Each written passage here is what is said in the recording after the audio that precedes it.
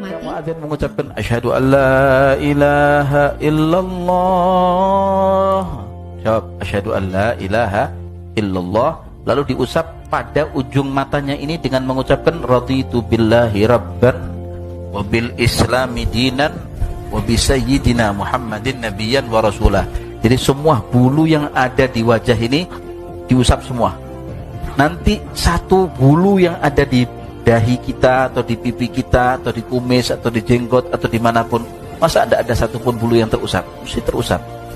Dan salah satu bulu itu nanti akan jadi saksi nanti di persidangan Allah Ta'ala yaumul qiyamah bahwa orang ini adalah muslim. Tandanya dia istri marah, kalimat bermakna mengingkari kebaikan suami sangat gampang keluar dari ucapannya.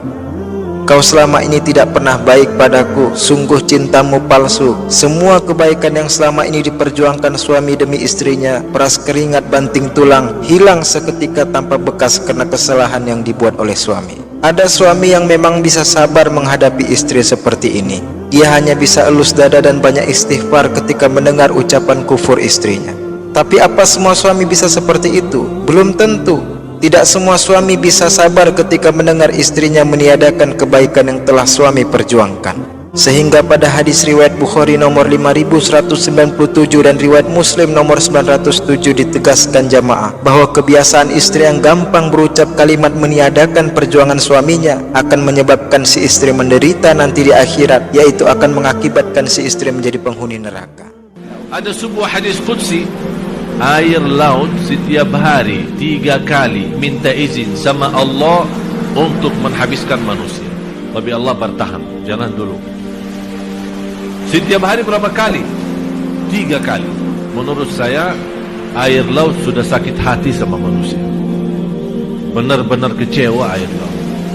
Malah ada orang berani datang ke dekat laut di pantai berbuat macam dosa dan maksiat, seolah-olah berani lawan. Dia sudah sakit hati. Ya Allah, izinkan saya habiskan mereka. Kata Allah, jangan dulu. Masih ada di antara hambaku yang masih beristighfar. Tapi Allah kirimkan dan melepaskan air laut untuk menghabiskan manusia. Tapi tetap Allah masih bertahan. Jangan habiskan semuanya. Biar sebagian jadi korban, agar sebagian yang lain sadar. Ini pernah dipraktekkan oleh seorang tukang roti di zaman Imam Ahmad bin Hanbal. Imam Ahmad itu pernah lewat, kemudian beliau datang ke masjid. Di Mesir masuk masjid. Begitu masuk ke masjid, tiba-tiba petugas masjidnya langsung mengusir beliau. Begitu keluar dari masjid bertemu dengan tempat jualan roti. Syekh, tolong istirahat di sini dulu. Kelihatannya capek kan ya. Begitu bikin, perhatikan. Setiap diaduk begini, astagfirullah. Dibikin begini, astagfirullah. Kata Imam Ahmad, apa faidahnya istighfar kamu itu? Imam Ahmad tahu, cuma ingin menguji ini demi Allah katanya. Tidak pernah saya membiasakan istighfar ini kecuali Allah selalu mengabulkan doa-doa saya. Cuman satu aja yang belum terkabul sampai hari ini. Apa itu kata Imam Ahmad? Saya bermohon kepada Allah supaya bisa dipertemukan dengan Imam Ahmad bin Hanbal. Kata Imam Ahmad, Allahu Akbar. Rupanya saya diperjalankan ke Mesir ini gara-gara istighfar kamu ini katanya. Itu istighfar Pak. Itu kemuliaannya luar biasa.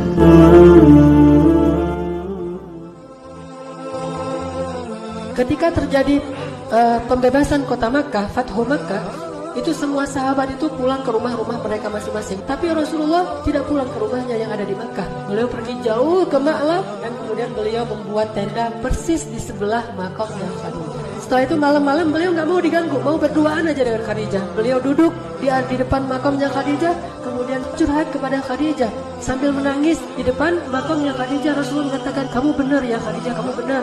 Awal dakwah Nabi lakukan di Makkah, Rasulullah itu kan dicela, dihina, dimusuhi. Khadijah bilang apa? Ya Rasulullah, demi Allah jangan khawatir, sesungguhnya Allah pasti akan memenangkan agama ini. Itu yang dikatakan Khadijah di awal dakwah. Ternyata sekarang Rasulullah berhasil membebaskan kota Makkah. Kemudian beliau mengatakan kepada Khadijah, kamu benar banget wahai Khadijah, Allah telah menunaikan janjinya untuk memenangkan agama ini sebagaimana kata-katamu. Satu yang Allah cabut dari sakit itu pertama adalah senyumnya.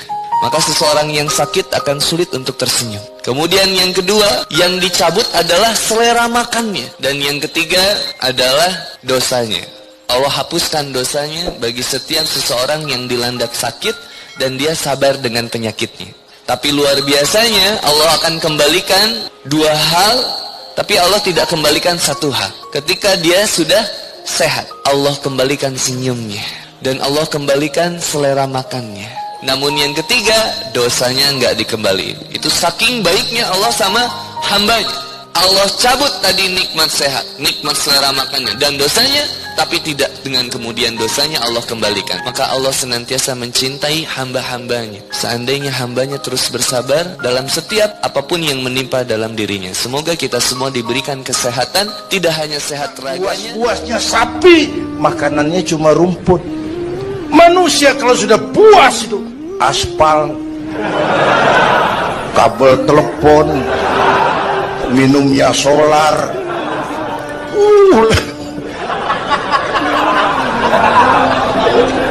Lebih puas dari binatang sekalipun.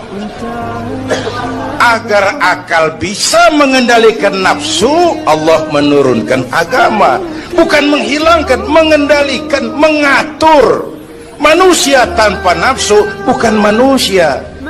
Manusia nafsu melulu, kebo.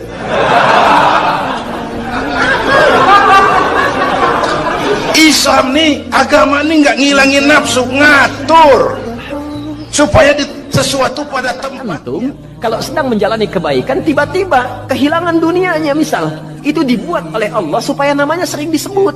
Sampai Rasul dan orang beriman pada masa itu pernah mengatakan, ya Allah, kapan pertolongan kau akan tiba? Ya Allah, saya ingin mendekat tapi persoalan tidak pernah tuntas. Kenapa begini?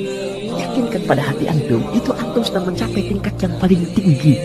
Allah sedang turunkan cintanya, cepat ambil. Itu pintu masuknya surga dengan segampang-gampangnya.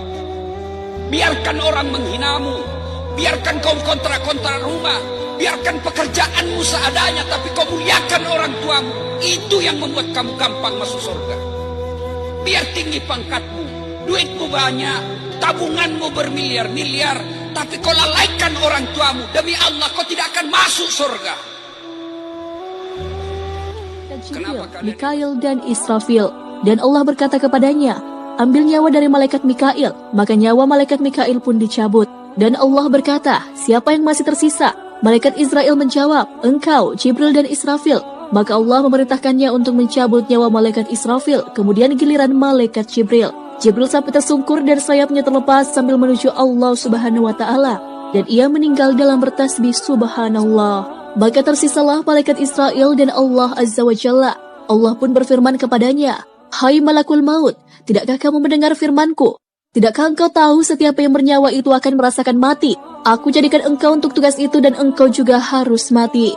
Dalam riwayat yang lain, pergilah malaikat Israel ke suatu tempat di antara surga dan neraka untuk mencabut rohnya sendiri. Tak kala malaikat Israel akan mencabut rohnya, malaikat pun menjerit sangat keras, lantas ia berkata, kalaulah aku tahu bagaimana sakitnya roh dicabut, maka aku sudah barang tentu akan mencabut roh. Bro, ya, kau masih lama lagi hidup? Entah, tak tahu. Ayo sembahyang, ku tengok nampaknya kau tak lama mati lagi nih. Pertama, buatkan baleho. Salat berjamaah 27 kali lipat daripada salat sendiri. Tak juga ada perubahan. Okey, ganti baleho baru. Yuk salat yuk.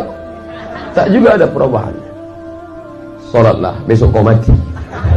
Tak juga ada perubahan. Kalau kau tak sembahyang, kami campakkan jenazah kau. Tak juga mempan dengan itu. Share video, bagikan Twitter, BBM, WhatsApp. Buku kasih dia hadiah. Sampai kapan berhenti menasihati kawan? Dua kemungkinan. Kalau tak dia mati, kita mati. Aku muak kau nasihati. Dari tadi semalam kau nasihati aja. Kapan kau berhenti nasihati aku? Dua kemungkinan kawan. Kau mati atau aku mati. Insya Allah kalau kau mati berhenti aku nasihati kau. Dan kalau aku mati berhenti pula kau mendengar nasihat dari aku. Tipis betul pergaulan. Seorang perempuan taatnya luar biasa. Di hari pernikahannya Pak, dia sudah didandani dengan pakaian luar biasa. Ya kemudian dia di make up. Begitu mau diperkenalkan, adzan Isya berkumandang. Ibunya datang. Nah, ayo kita keluar. Kata anak, ya ma, tiba panggilan Allah. Nida alis sholat. Kata ibunya, itu bisa diakhirkan. Kamu sudah menunggu. Kata anak, ya ma, izinkan saya sholat dulu katanya. Kalau kamu sholat, tuh make upnya bisa habis lagi. Kata anaknya, mah, izinkan saya memenuhi ketaatan kepada Allah. Ibunya marah keluar mengatakan, kamu tidak taat dengan mama. Masya Allah. Kemudian dia wudhu, ya make upnya kemudian luntur. Demi Allah saya katakan, nikmat sekali sholat dia, khusyuk, baik, ruku, begitu sujud, tenang saja. Saking tenangnya nggak bangun-bangun. Manusia menginginkan dia menjadi pengantin dunia, Allah menginginkan dia jadi pengantin bidadari akhirat. Manusia menginginkan dia berdandan dengan make up dunia, kata Allah lunturkan semua itu, karena kamu akan pulang menjadi bidadari akhirat. Jadikan make up akhirat sebagai make up, ganti dengan wudhu. Kita nggak tahu kapan kita pulang.